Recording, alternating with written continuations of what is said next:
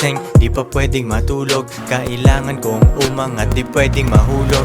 Hinatid sa aking studio, tinimpla nila bruha. 5 araw na dito, pera kailangan makuha. Dito lang ako sa kuweba, umaga hanggang gabi. Pati mga bitches ko gumagawa ng salapi. Tas inaambag nila dito sa aking kumpanya. Di ganyan babae mo kasi ikaw ang tuta niya. Ikaw ang sumusunod, kalalaki mong tao. Maghabol at manuyo, yan ang di ko trabaho. Ako ay pimp, tang ina, ako ang nagdidikta. Magkaaway kayo ng chick mo kaya tahimik ka. Anyway, balik na ako sa diskarte kong ito. Di umalis sa aking linya kaya hindi nalito. 7 days at walang off, bakasyon ko tsaka na. Papunta ako sa yaman kung ayaw mo dyan ka na.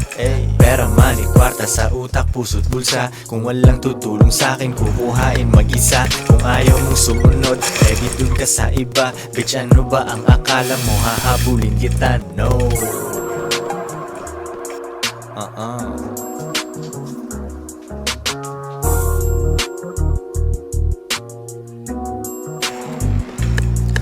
Kuha pera tas repeat kasi wala nang ibang play. Bagong picture ng babae ko, ang caption niya ay slay. Mismong siya ay hustling din sa IG at san pa man. Tinuruan ko paano kaya bulsa niya may laman. Di ko siya binibigyan, kailangan niyang ipunin yon. Kung sa tingin mo mali ako, yan iyong opinion. Mga di ko mautusan, sila ay nasa labas. Pag mahal nila ako, sila'y nasa tamang landas. Pera ko kumakapal, dati lang isang dangkal. Pwede nang kumain ng masarap kahit mahal. Malinis aking galaw, kita mo hindi yan tus. Nasa lilim lang ako at umiinom ng juice. 24 oras ang hustle, hindi nagsasara. Nakaporma ako lagi kasi daming kamera. Bumiling sariling kotse at hindi yan binigay. Isang malupet na Pinoy at 2 Pinay.